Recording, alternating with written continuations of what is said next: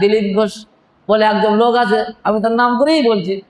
সে তো প্রকাশ্যে বলেছে, প্রকাশ্যে বলছে চিফ মিনিস্টার আসবে, প্রধানমন্ত্রী আসবে, ও তো যেখানেই যাবে সেখানে রোড বন্ধ হবে। ওই রোড বন্ধ হবে কতক্ষণের জন্য? 1 সপ্তাহ। যোগাসন করবে না প্রধানমন্ত্রী এসে? প্রধানমন্ত্রী এসে যদি যোগাসন করে তাহলে 1 সপ্তাহ বন্ধ হয়ে যাবে। আর আধ ঘন্টা বন্ধ করে নামাজ পড়বে, ওটা চলবে না, যোগাসনটা চলবে। প্রতিবাদ করলেও ক্ষমতা তাদের হাতে, আমরা প্রতিবাদ করেও কিছু করতে পারছি না। কি প্রতিবাদ করবে? প্রতিবাদ শুনলে তো, তুমি প্রতিবাদ করলে তোমাকে জেলের গাড়াতে ঢুকতে হবে কিচ্ছু। সেইভাবে প্রতিবাদ করতে পারছি না, প্রকাশ্য বলে যাচ্ছে অত নামাজ পড়া দেখি, নামাজ এখানে চলবে না, ওসব নামাজ কালাম এখানে চলবে না, তুমি চলে যাও পাকিস্তানে, চলে যাও নামাজ পড়তে, বাংলাদেশ চলে যাও। তাহলে একটা ধর্মবিরোধী, পুরো এক পেশে ধর্মবিরোধী একটা সংগ্রাম শুরু হয়ে গেছে। কিছু আমরা মেনে নিচ্ছি, কিন্তু আমাদের যখন ধর্মের উপরে যখন কোনো কিছু হবে, আমরা একটা ছেড়ে কথা বলবো না, মেনে নেবো না, আমাদের গর্জে উঠতে হবে। সবাই সতেজ হই, যখনই ডাক হবে প্রত্যেকে হাজিরা দেওয়ার চেষ্টা করব। ধরার বুকে আজকের যে পরিস্থিতি, আজকের আমরা একটা মানুষ মুসলমান রাস্তাঘাটে বার হতে গেলে একটা ঠকঠকানি লেগে যাচ্ছে, না জানি কথা হবে। ওই ধর্ম অবলম্বী ও আমার থেকে আলাদা, আমি ইসলাম ধর্ম অবলম্বী, ও হিন্দু ধর্ম অবলম্বী, আর ও ধর্মের উপরে আঘাত আনছে। বলছে তুমি যদি মানুষত্ব বজায় রাখতে চাও, ইসলাম ধর্মকে বজায় রাখতে চাও, তো ওখানে তুমি প্রতিবাদ করো, প্রতিরোধ করো, যে না ভাই ওর ধর্মকে করতে দাও, ওর উপরে তোমরা কোটার আঘাত করো না, ওর উপরে তোমরা আঘাত হেনো না। ঠিক তদ্রূপ আমাদের উপরে যদি কেউ এরকম করে, তাহলে অন্য জাতি তাদেরও উচিত এর প্রতিবাদ করা। আজকের বর্তমানে এক্ষুনি আমাদের ওলামা হযরতরা কিছুকাল আগে বলে গিয়েছিলেন যে এমন একটা সময় আসবে, এই ধর্মে খেলা শুরু হয়ে যাবে, আজান বন্ধ হবে, আজানের সাউন্ড বন্ধ হয়ে যাবে, কোরআন উঠে যাবে, আর নামাজ আস্তে আস্তে তুলে নেওয়ার চেষ্টা করবে। বর্তমানে তাই হচ্ছে। এটা সগৌরবে আমি বলতে দ্বিধাবোধ করবো না। বর্তমানে নামাজের উপরেও আঘাত এসছে, যে নামাজ পড়বে তাই পাকিস্তানে চলে যাও, বাংলাদেশে চলে যাও হয়ে আমরা কি উড়ে এসছি? আমরা কি পাকিস্তান তো উড়ে এসছি, না অন্য দেশ থেকে উড়ে এসছি? আমরা তো এই দেশেই জন্ম করেছি, এই দেশে জন্মগ্রহণ, এই দেশেই আমরা বসবাস করছি। আমার বাপ দাদা 14 পুরুষ, তারা এই দেশেই তাদের জন্মস্থান, তাদের উত্তরসূরি আমরা। আজকের বর্তমানে সোশ্যাল মিডিয়া আমরা দেখতে পাচ্ছি, শুধু সোশ্যাল মিডিয়া কেন, সারা দেশে চলে শুরু হয়ে গেছে। এমন একটা সময় ছিল আমরা ছোটবেলায় রাস্তাঘাটেও নামাজ পড়েছি, ট্রেন যেতে লেট হচ্ছে, নামাজের টাইম হয়ে গেছে, প্ল্যাটফর্মে নামাজ পড়েছি, কোনো রকমের সমস্যা হয়নি। কিন্তু বর্তমানে তুমি ওই জায়গা আর যেতে পারবে না। এখন যা পরিস্থিতি শুরু হয়ে গিয়েছে, রেড রোডে ঈদের নামাজ হতো, সে প্রাচীনকাল আগে থেকে 100 বছর আগে থেকে রেড রোডে ঈদের নামাজ হতো ঈদের সময়, অথচ এবছর রেড রোডে ঈদের নামাজ বন্ধ। বলছে না, অত টাইম দেওয়া যাবে না, গাড়ি ঘোড়া চলে। কিন্তু নামাজের কতক্ষণ টাইম লাগে? 15 থেকে আধ ঘন্টা, 15 মিনিট থেকে আধ ঘন্টা। তারপরেও রেড রোডের নামাজ বন্ধ হয়ে গেল। কিন্তু বর্তমানে সেই রেড রোড 7 দিন বন্ধ করে সেখানে যোগাসন হচ্ছে, 7 দিন বন্ধ করে যোগাসন হচ্ছে। এটা প্রতিবাদ করলেও ক্ষমতা তাদের হাতে, আমরা প্রতিবাদ করেও কিছু করতে পারছি না। প্রতিবাদ হচ্ছে ওই রকম নামমাত্রা।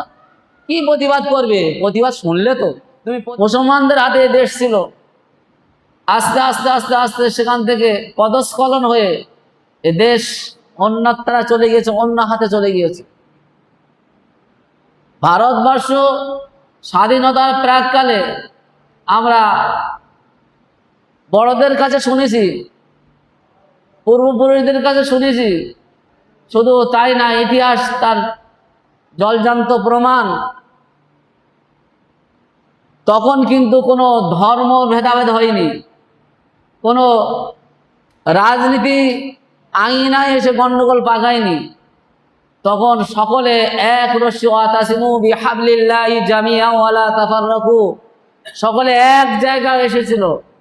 কি হিন্দু, কি মুসলিম, কি জৈন, কি খ্রিস্টান, সবাই একই রশ্মি ধরেছিল, এক জায়গা চলে এসেছিল এবং একতাবদ্ধ হয়ে এ দেশকে স্বাধীন করেছিল। দেশ স্বাধীন করতে গিয়ে পুরো নিজের জিন্দেগিকে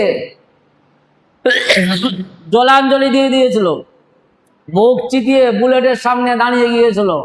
বন্দুকের সামনে, মহাবন্দুকের সামনে দাঁড়িয়ে গিয়েছিল যে আমি দুনিয়া থেকে শেষ হয়ে যাই, আমার উপরে রলাদ চলুক, গুলি বন্দুক মহাবন্দুক আমার উপরে চলুক, আমি শেষ হয়ে যাই, আমার পরের জন্মে যারা আসবে তারা যেন স্বাধীন দেশে বসবাস করতে পারে।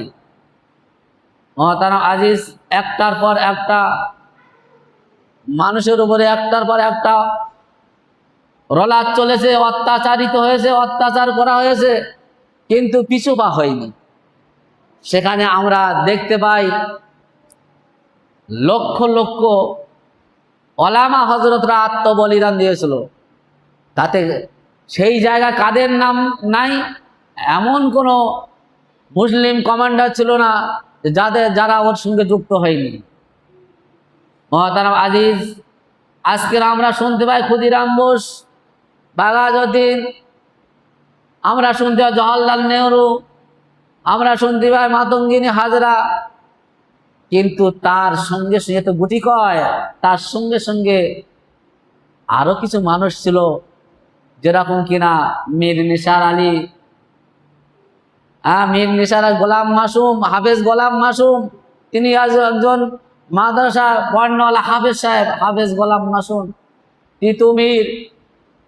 আরো শুনতে পাই মাওলানা শওকত আলী, মাওলানা মোহাম্মদ আলী, তাদেরকে সেগুলার জেলে ছোট্ট প্যান্ট পরিয়ে গারদের মধ্যে রাখা হয়েছিল, কিন্তু তারা একজন বিরাট আকারের আলেম, জ্ঞান ভান্ডার নিয়ে তারা বসেছিল। তাদের উপরে অত্যাচারের রলাদ চলেছিল।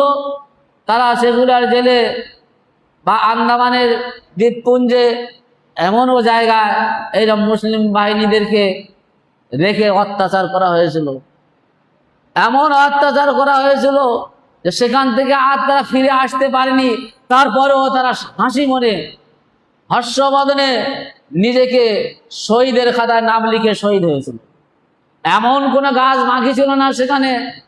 ওলামা হযরতদের দেহটাকে ফাঁসির মতো ঝোলানো হয়নি, প্রত্যেকটা গাছে তাদেরকে মেরে ফাঁসির মতো ঝুলিয়ে দেওয়া হয়েছিল, পিছপা হয়নি দেশকে স্বাধীনতার জন্য। সেই স্বাধীন দেশে আমরা বসবাস করছি। আমরা তো জানি, এ যাবৎকাল শুনে এসছি, অনেক রকম পার্টি পাল্লা হয়েছে, অনেক রকম মিলে মন্ত্রী এসছে, অনেক রকম মন্ত্রী পাল্টাই হয়েছে। আমরা তো জানি যে এটা সেকুলার দেশ, আমরা সবাই মিলেমিশে ধর্ম অবলম্বী মানুষ আমরা এখানে বসবাস করি, সবাই মিলেমিশে বসবাস করি। ওদের পূজা অর্চনা হবে, আমরাও অনেকে সাথ দেই, আমাদের ঈদের নামাজ হবে, ওরাও সাথ দেয়, আমাদের কোনো অনুষ্ঠান হইলে গায়ের কমরা সাথ দেয়, গায়ের কমদের কোনো অনুষ্ঠান হইলে আমরাও কম বেশি সাথ দেই, মিলেমিশে আমরা এ দেশে চলাচল করি। এটা বেশ ভালোই চলছিল। আমরা এর ব্যতিক্রম হতে চাইনি, এর বিরুদ্ধে আচরণ করতে চাইনি। মহতারাম আজিজ, প্রত্যেক ধর্ম অবলম্বী যদি হিন্দু ধর্ম হয় তার পূজা অর্চনা করতে হয়, না করলে কি হবে? তাহলে ধর্মের মানুষরা তার উপরে একটা অন্য কথা বলে থাকে, ভাই তুমি হিন্দু মানুষ, মতো পূজা অর্চনা করা দরকার, আগামীতে করো, না পারলে আগামীতে করো, এতদিন করোনি ওটা তোমার ভুল, করো। এ ধর্মে টিকে থাকতে গেলে তোমার এইগুলো করতে হয়। খ্রিস্টান, তাকেও বলা হয় ভাই তুমি গির্জায় যাও, তোমার ধর্মে যেটা আছে সেটা তুমি মান্যতা দাও।